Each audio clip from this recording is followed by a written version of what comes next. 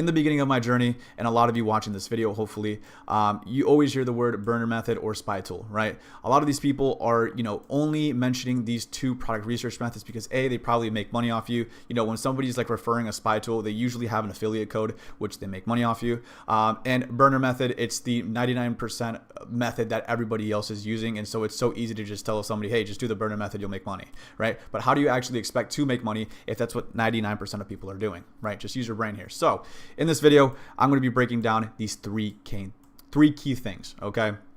And this is exactly what you're going to be learning, right? You're going to learn how to train your eye to find winning products.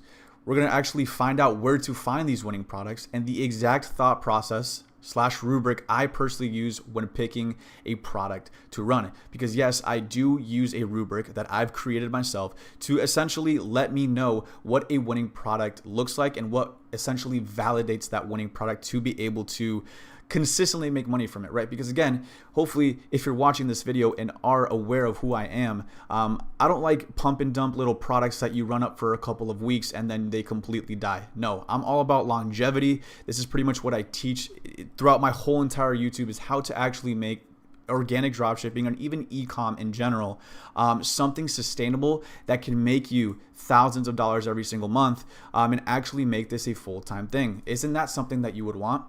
Most likely. Okay, so let's get straight to it.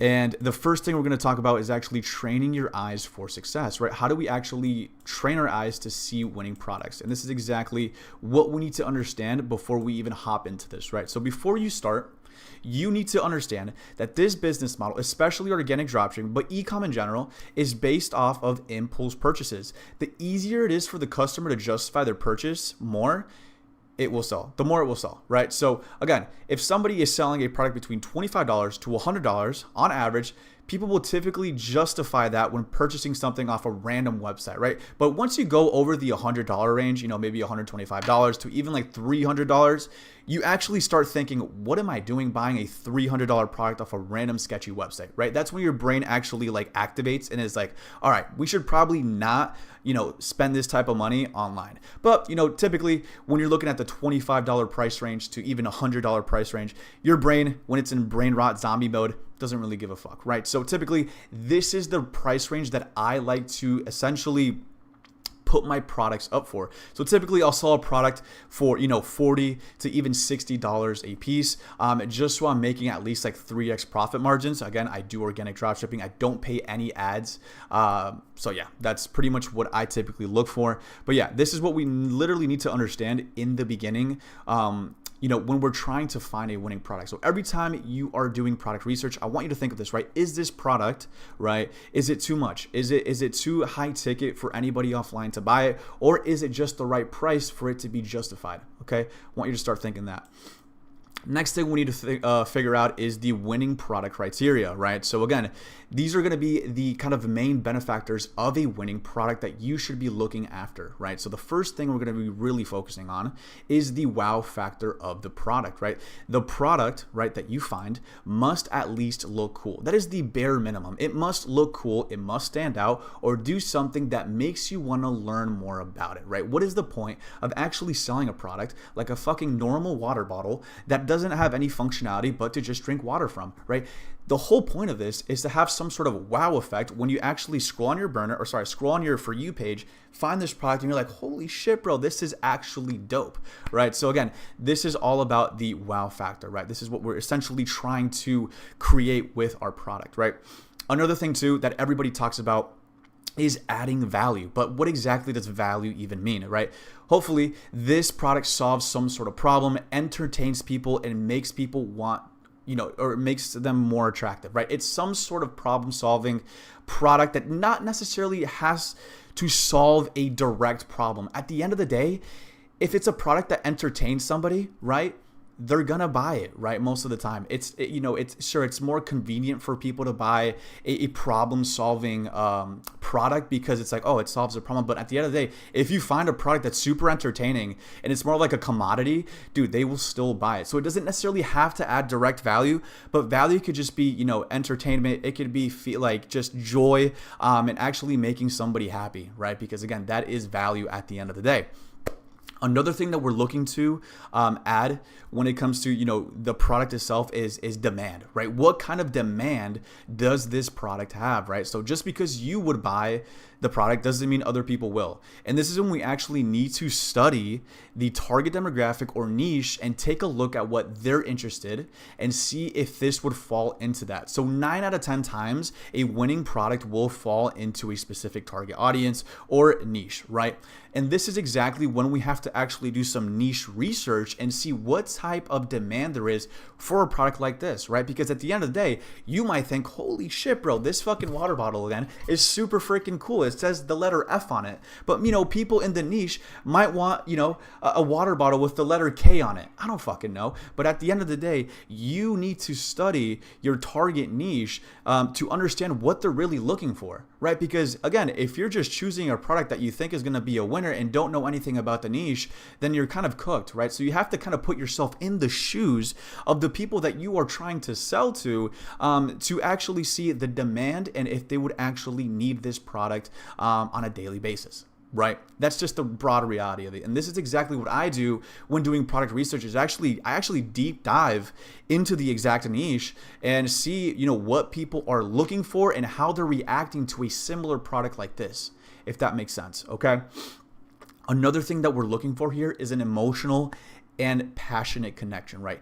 Does this product make somebody feel sad, happy, mad, confident, excited, or laugh? Right? Because again, emotional sparks are super important when it comes to, a scroll stopping video. At the end of the day, when people are scrolling on TikTok, Instagram, Reels, etc., most of the time people will stop if this certain ad creative video provokes some sort of emotion for them, right? Let's say it's something like this. It's a very passionate product. It's an urn necklace, right? I've ran this in the past. You guys can see a case study in my my older YouTube video. But let's say you're running an urn necklace, right? Where you actually put like a loved one's ashes in it, right? Most of the time when people are scrolling, they might just stop and be like, damn, bro, that's kind of sad, right? If you have like the right storyline behind it, or even just look at the product itself, you're like, damn, bro, that's kind of sad. Like, maybe, this person lost their grandma like a week ago and it causes some sort of emotion and some passionate connection behind that product that, it might just be it, right? It might be like, damn, bro, this is exactly what I need to keep my grandma, to keep my loved one beside me for the rest of my life, right? So again, it doesn't necessarily have to be an emotional product, but it's something that I always look for because sometimes these emotional / passionate type of products do really, really good. Okay, really, really good. But again, it's not a deal breaker, okay? So the next thing that we need to look for here is good content potential, right? At the end of the day, you want to make sure that when you find a product, you can at least come up with 5 videos of the top of your head. If not, then you'll probably have a really hard time running it, right? So if you can't come up with 5 different video ideas off the top, off the dome, right? It's going to be really, really hard for you in the future to essentially come up with new concepts, new video ideas, etc. Because when we're doing organic, we're looking to post at least 2 videos a day on a daily basis, right? And so eventually you're going to run out of ideas. And so this is why it's super important for the actual product to have good content potential, right? And so let me ask you this, right? Let me ask you this. Does a water bottle have better content potential, right, than, I don't know, a phone? Probably not, because there's so many concepts that you can make with a water bottle. There's only so many functions behind a water bottle, right? Compared to an iPhone. An iPhone is literally everything that you would ever need in your daily life right in front of you, right? And there's so many functionalities, so many different ideas that you could come up with when it comes to, showcasing an iPhone compared to a water bottle. This is the 3rd time I mentioned this, by the way. This water bottle is getting so much like clout right now. But yeah, you kind of get the gist here. And lastly, shareability. This is a new word I just invented. This word doesn't even exist in the dictionary. I invented this last night. Shareability. Is the product the type to be easily shared with a friend? We have to remember that all social media platforms thrive through shared content. The more people share, the more apps will favor your video, right? So again, when you're looking for a product, you want to make sure that it's shareable, right? Is this a type of product that you would want to share with a friend? Because at the end of the day, when it comes to virality, which is exactly what we count on when it comes to organic, we are thriving with shares, right? When our video goes viral and we're getting tons of shares, that literally duplicates the amount of views that we are getting for that exact video. Because typically when you share a video to one friend, that friend is probably going to share it to their mom or their grandma, whatever it may be. So it's just like a crazy chain reaction of your video just naturally growing, and also the platform favoring your video, because at the end of the day, you have to remember that these platforms are looking for people to stay on them, and also new people to, become members of this platform. So let's say that your aunt never had TikTok. You share her a TikTok ad from one of my products, and she's like, holy shit, this is so dope. But let me actually make a TikTok account, and then boom, she's addicted to TikTok. TikTok is winning. We're both actually winning. It's a win-win situation here. But again, shareability is super, super key. Hopefully you still are following along, because this is literally something that I just learned not too long ago. And this literally has made me so much money, is the shareability of a product. And again, let me go ahead and give you another example, right?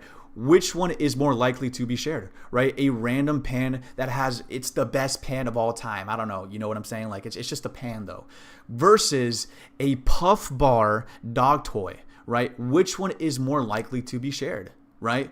100% the Puff Bar dog toy. You've never ever seen this before, and so you're gonna probably want to share this to your friend that's like a nicotine addict, and he's like, dude, there's a literal Puff Bar dog toy. This is so sick. But again, why would I ever want to share a pan to anybody?